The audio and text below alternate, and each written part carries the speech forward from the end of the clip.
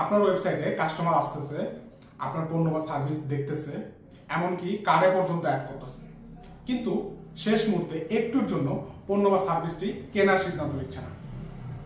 আপনি কিভাবে তাদেরকে কাস্টমারে পরিণত করবেন?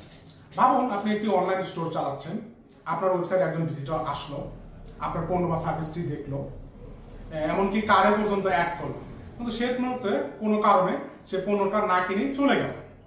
আপনি হতাশ হলেন, কিন্তু হাল ছাড়লেন না। আপনি সিদ্ধান্ত নিলেন আপনি সেই কাস্টমারকে পুনরায় আপনার পণ্য বা সার্ভিস সম্বন্ধে মনে করে দেবেন এবং আকর্ষণীয় অফারের মাধ্যমে তাকে পণ্যটি কেনার জন্য উৎসাহিত করবেন। এই যে প্রক্রিয়াটি, এটাকেই বলে রিটার্গেটিং। আমি নিজেও একটা ঘটনার মাধ্যমে এই রিটার্গেটিং সম্পর্কে ধারণা অর্জন করেছি।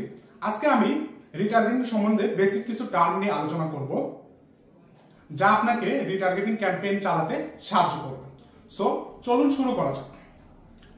রিটার্গেটিং হলো এমন একটি পদ্ধতি যা আপনার ওয়েবসাইটের পূর্বের ভিজিটরদের পুনরায় অ্যাড ক্যাম্পেইন বা অ্যাড চালানোর মাধ্যমে তাদের পণ্য বা সার্ভিস কেনার সিদ্ধান্ত প্রক্রিয়াকে সহজ করে।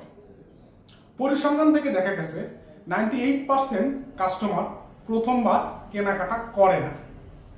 রিটার্গেটিং এর মাধ্যমে তাদের আপনি পুনরায় টার্গেট করতে পারেন এবং আপনার সার্ভিসটি যে তাদের জন্য কতটুকু উপযোগী তা মনে করে দিতে পারেন।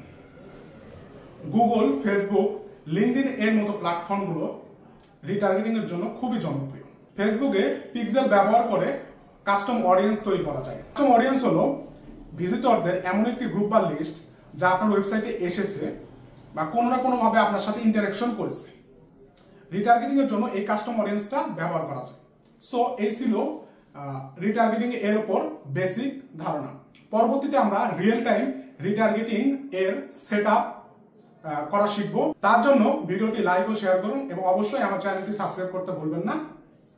দেখা হচ্ছে পরের ভিডিওতে। আর নিচে কমেন্ট করে জানান এই ভিডিও থেকে আপনি নতুন কি শিখতে পারলেন। ধন্যবাদ।